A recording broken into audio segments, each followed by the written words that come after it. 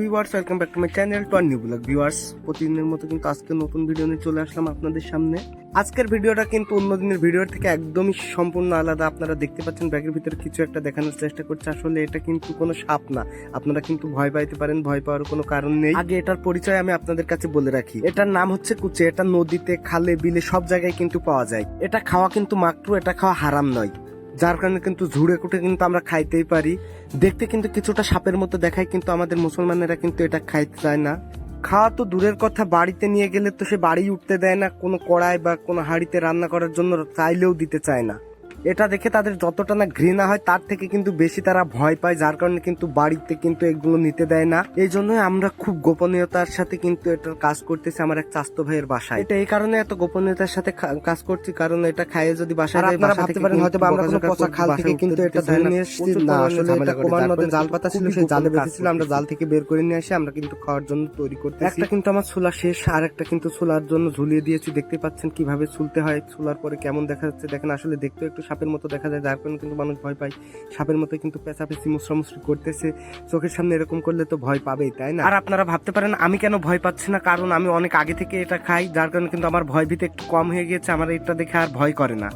আজ থেকে কিন্তু 4-5 বছর আগে কিন্তু আমি প্রথম আমার এক কাকার মাধ্যমে এটা খাই। খাওয়ার পরে কিন্তু সেটার কাটা ফেলতে হয়, সেই কাটাও কিন্তু আমি চাবি খেয়ে ফেলেছিলাম, এতটাই টেস্ট লাগছিল আমার কাছে। এই কুচে কিন্তু ছোলা এতটাও সহজ না। আপনারা ভাবছেন হয়তো খুব সহজে ছুলে ফেলছি, কিন্তু না, এটা ছুলতে কিন্তু বেশ সময় লাগে। আপনারা নতুন হলে কিন্তু ছুলতে পারবেন না। এটা ছোলার টেকনিক আছে, সেই টেকনিকটা অবলম্বন না করলে ছোলা আসলেও সম্ভব না। ছোলা টোলা কমপ্লিট করলাম। ছোলা কমপ্লিট করে কিন্তু দেখেন দেখতে কিন্তু সাপের মতোই দেখা যাচ্ছে, যার কারণে কিন্তু মানুষ ভয় পায়। আমি কিন্তু একটু রক্ত ধুয়ে নিচ্ছি, ধুয়ে নিয়ে কিন্তু এখন কাটার প্রস্তুতি শুরু করলাম।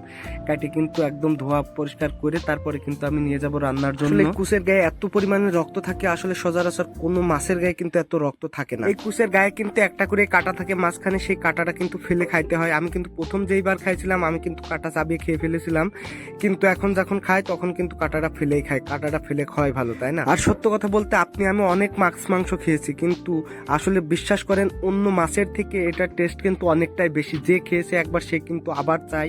প্রথম হয়তো খাইতে তার একটু ঘিন করবে, কিন্তু আসলে এটা খাওয়ার পরে কিন্তু তার চাহিদা আবার বেড়ে যাবে। পরে কিন্তু আমি রক্ত ধুয়ে কাটছিলাম, তারপর দেখেন কাটার পরে কত রক্ত বের হয়েছিল। আসলে দেখেন এটা রক্ত একদম চিপে চেপে বের করার পরে কিন্তু একদম সাদা করে ফেললাম। কত সুন্দর দেখা যাচ্ছে, এখন বোঝার উপায় নাই যে এটা কি কুচে ছিল কিনা। তারপরে যে এটা কিন্তু গ্রামে যে বাইম মাছ পাওয়া যায়, সেই বাইম মাছের মতো দেখতে দেখা যায়। বাইম মাছের মতো দেখতে দেখা গেলেও কিন্তু এটা কিন্তু সব থেকে বেশি টেস্ট, ওই বাইম মাছের থেকেও অনেক বেশি টেস্ট। যাই হোক, আমার কোটা ধোয়া কমপ্লিট। এখন কিন্তু আমি রান্নার জন্য চলে আসলাম। এই যে রান্নাঘরে আমি খুবই চুরি করে কাজ করতেছি।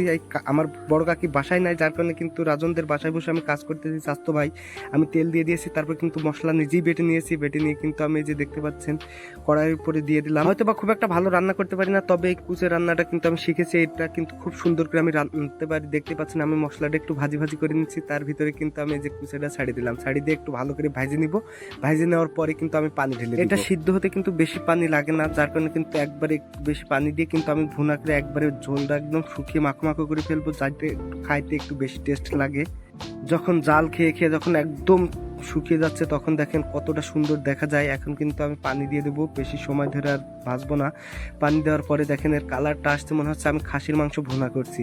আমি এইভাবে কিন্তু ঢাকার জিনিস পাইনি, যার কারণে কিন্তু না ঢেকে কিন্তু ঝোলটা শুকিয়ে আমরা কিন্তু মাংস রান্নার সময় অল্প একটু পানি দিয়ে কষিয়ে নিই, তারপরে কিন্তু আবার ঝোলের পানি দিয়ে আমরা কিন্তু একবারেই পানি দিয়ে দেবো। সেই পানিটা শুকিয়ে গেলেই কিন্তু রান্না হয়ে যাবে। রাজন বললো ভাই আমি একটু নাড়ি চুড়ে দেখি কেমন হয়েছে। প্রায় রান্নার শেষের দিকে দেখেন এটা কিন্তু সিজে গিয়েছে, ঝোলটা শুকানোর অপেক্ষায় আছি। শেষমেশ দেখেন আমাদের কিন্তু একদম রান্না শেষ, একদম গেদা করে ফেলেছি। দেখতে এত সুন্দর, খাইতে কতটা টেস্ট হবে আপনারা একবার কল্পনা করেন।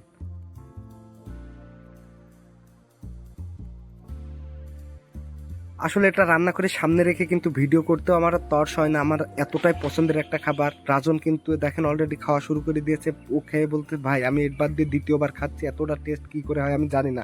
আজকের রান্নাও নাকি অনেক সুন্দর হয়েছে। রাজনের কাছে ফোনটা দিয়ে বললাম তুই একটু ক্যামেরাটা কর, আমিও একটু খাইয়ে নিই। তো আমিও খাওয়া শুরু করে দিলাম। দেখেন এতটাই টেস্ট হয়েছে যে আমার কিন্তু মুখে লেগে যাচ্ছে। আমার কিন্তু এখন ভাত লাগবে, আমি ভাত দিয়ে ছাড়া খাবো না। রাজন কিন্তু শুধু রাজনদের বাসায় কিন্তু হাঁড়িতে ভাত খুঁজে পাইনি, যার কারণে কিন্তু আমি আমার এক চাস্তো বোনকে বলেছি মনি আমার একটু ভাত নিয়ে এসে দেয়। আমি কিন্তু ভাতের রাজনের জন্য অপেক্ষা করছি। রাজনের একটা ফ্রিজে তুলে দিয়েছি এবং ভাতটা নিয়ে এসে দিল। আমি কিন্তু শেষমেশ কিন্তু দেখেন ভাতটা মাখিয়ে ভাত দেখাচ্ছি, এতটা টেস্ট মানে আমি আপনাদের বলে বোঝাইতে পারবো না। যাই হোক, আমার ভিডিও কেমন লাগলো অবশ্যই কমেন্ট করে জানাবেন, আর অবশ্যই লাইক কমেন্ট শেয়ার করে আমার পাশে থাকবেন। আর আপনি যদি আমার চ্যানেল নতুন হন তাহলে অবশ্যই চ্যানেলটি সাবস্ক্রাইব করে আমার পাশে থাকবেন।